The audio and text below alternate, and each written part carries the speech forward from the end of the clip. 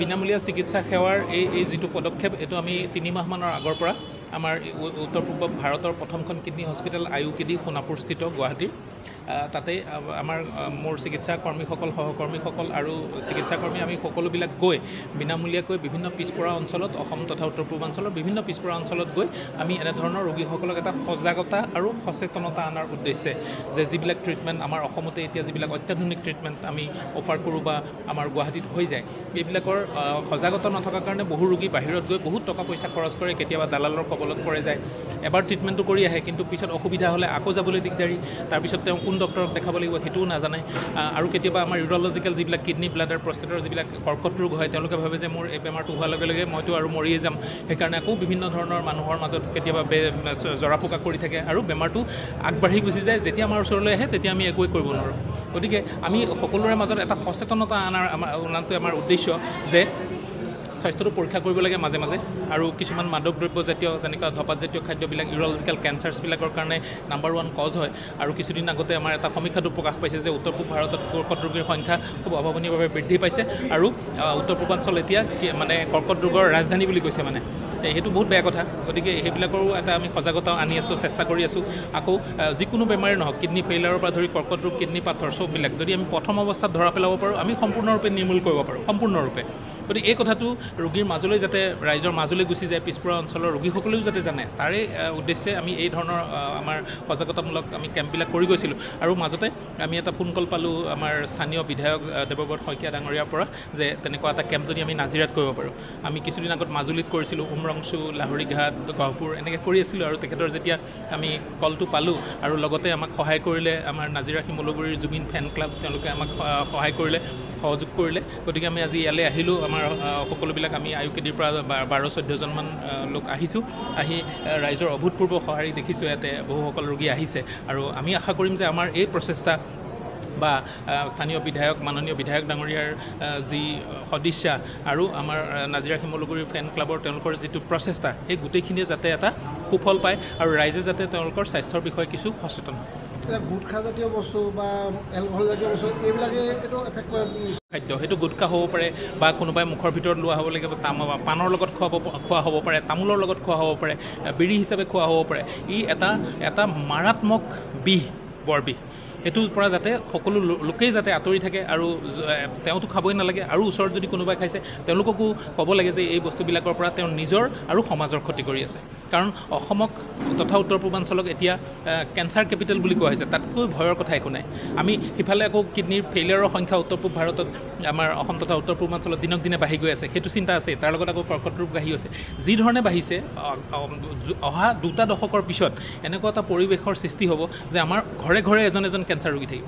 যদি আমি এতিয়াই এই ধৰণৰ সুৰাপান বা ধপাতজাতীয় মাদক দ্ৰব্যৰ পৰা যদি আমি এতিয়া বিৰত নাথাকোঁ আমি যদি আমাৰ উঠি অহা প্ৰজন্মক আমি যদি এইবিলাক বস্তুৰ পৰা এৰাই থকাৰ কাৰণে অনুপ্ৰাণিত কৰিব নোৱাৰোঁ তেতিয়াহ'লে কিন্তু সমাজখন একদম এটা ভয়াৱহ দিশৰ ফালে গৈ আছে কেঞ্চাৰ ৰোগটো চিকিৎসা ভাল হয় 100% চিকিৎসা কমপ্লিট চিকিৎসা হয় আমাৰ এটা বিশ্বাস আছিল যে যদি এজন ৰোগী কৰ্কট ৰোগ ধৰা পৰিছে তেওঁ ভাবে যে মই আৰু মৰিমেই কিছুদিনৰ পিছত মোৰ মানে এইটো ডেথ চেণ্টেঞ্চ বুলি ভাবিছিল কিন্তু এনেকুৱা নহয় প্ৰথম অৱস্থাত যদি ধৰা পেলাব পাৰি কিডনীৰ cancer bladder cancer prostate cancer পেনিছৰ কেঞ্চাৰ চব কেঞ্চাৰ আমি সম্পূৰ্ণৰূপে নিৰ্মূল কৰিব পাৰোঁ গতিকে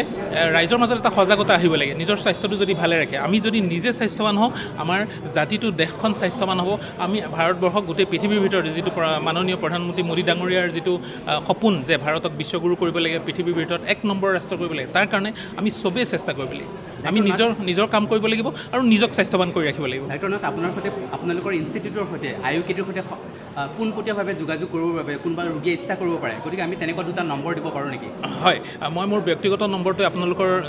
দ্বাৰা ৰাইজৰ মাজলৈ লৈ যাবলৈ চেষ্টা কৰিম যে মোৰ যিটো ব্যক্তিগত নম্বৰ 8011501833 আকৌ কৈছোঁ মই 8011501833 আৰু তাৰ লগতে আমাৰ এটা অফিচৰ নম্বৰো আছে কেতিয়াবা কিবা কাৰণত হয়তো অস্ত্ৰোপচাৰ বা ৰোগীৰ লগত মই কেতিয়াবা ব্যস্ত থকাৰ কাৰণে কেতিয়াবা ফোন ধৰিব নোৱাৰিব পাৰোঁ তাৰ কাৰণে মই আগতীয়া ক্ষমা প্ৰাৰ্থনা কৰি থৈছোঁ যে পিছত কিন্তু কৰিম মই কল বেক কৰিবলৈ চেষ্টা কৰিম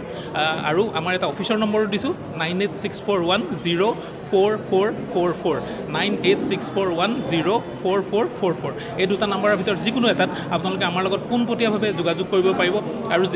যিকোনো ধৰণৰ বিপদত আহিলেও স্বাস্থ্যৰ যদি বা কিডনি ৰিলেটেড হ'লে আমি চেষ্টা কৰিম যে আপোনালোকক আমি লগতে আমি ফোনৰ দ্বাৰাই কিছু আমি সুস্থ কৰি তোলাৰ চেষ্টা কৰিম যাতে বিষ যদি হৈ আছে বিষটো কমাব চেষ্টা কৰিম তাৰপিছত আপোনালোকে সেইধৰণে চিকিৎসকৰ পৰামৰ্শৰ বাবে সময় পাব আচলতে আজি নাজিৰা সন্মানীয় বিধায়ক নাজিৰা সমষ্টিৰ বিধায়ক দেৱব্ৰত শইকীয়া আৰু জুবিন গাৰ্গ ফেন ক্লাব নাজিৰা হেমলগুৰি উদ্যোগত ভাৰতৰ লেজাৰমেন খ্যাত IUCDৰ চেয়াৰমেন ডক্টৰ অৰূপ কুমাৰ নাথ লগতে তেওঁৰ গোটেই টীম আহিছে ইউৰ'লজি সম্পৰ্কীয় যিবিলাক ৰোগী আছে যিসকল ৰোগী আছে নাজিৰা বা ইয়াৰ দাঁতিকাষৰীয়া অঞ্চলত তেওঁলোকক আচলতে আমি এক বিনামূলীয়া চিকিৎসা সেৱা আজি প্ৰদান কৰিবলৈ আমি চেষ্টা চলাইছোঁ এটা চিকিৎসা শিবিৰ কৰিছোঁ আচলতে আমি বহুত দিনৰ পৰা পৰিকল্পনা কৰি আছিলোঁ সময় সুবিধা মিলা নাছিলে তেওঁলোকে অসমৰ বিভিন্ন স্থানত কৰি থাকে তেনেকুৱা ধৰণৰ কেম্পবিলাক তো নাজিৰাত আজিলৈকে খুব সম্ভৱ এতিয়ালৈকে তেনেকুৱা ধৰণৰ ইউৰ'লজি সম্পৰ্কে তেনেকুৱা হোৱা নাই কিডনি ডিজিজেছ প্ৰষ্টেটৰ যিসকল ৰোগী থাকে বা ইউৰিন ৰিলেটেড যিসকল ৰোগী মানে এই ৰোগত ভুগি থাকে তেনেকুৱা ধৰণৰ আজিলৈকে হোৱা নাছিলে তো আমি এটা সৰু পদক্ষেপ লৈছোঁ আজি বিনামূলীয়া হেল্থ কেম্প কৰিছোঁ আজি দিনজোৰা প্ৰচেষ্টাৰ আমি পদক্ষেপ হাতত লৈছোঁ কিমান ৰোগীয়ে আজি পঞ্জীয়ন কৰিছে এতিয়ালৈকে আমি প্ৰায় 1 ঘণ্টা হৈছে 1 ঘণ্টা সময় আমি 50+ এতিয়ালৈকে হৈছে ইয়াৰ পিছত যে পৰৱৰ্তী যদি চিকিৎসা ল'বলৈ হয় কেনেদৰে আগবাঢ়িব তেওঁলোকৰ একচুৱেলি IUCD বুলি এখন আছে গুৱাহাটী সোণাপুৰস্থিত IUCD এখন ইনষ্টিটিউট আছে এখন হস্পিটেল আছে তো তাতে তেওঁলোকে যাব পাৰিব তেওঁলোকে গোটেইখিনি ইয়াৰ পৰা ৰেফাৰ কৰিব যদি ইয়াতে গোটেইখিনি ইয়াত মেডিচিনো দিয়া হৈছে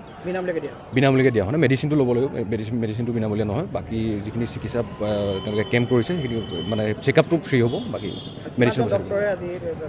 প্ৰায় 5জনীয়া এটা টীম আহিছে লগত তেওঁলোকৰ টেকনিচিয়ানছ আছে তেওঁলোকৰ হেল্পাৰ আছে গোটেইকেইজন আছে প্ৰায় 13জনীয়া এটা টীম আহিছে আৰু ডক্টৰ 5জন আহিছে মেডিচিনৰো আছে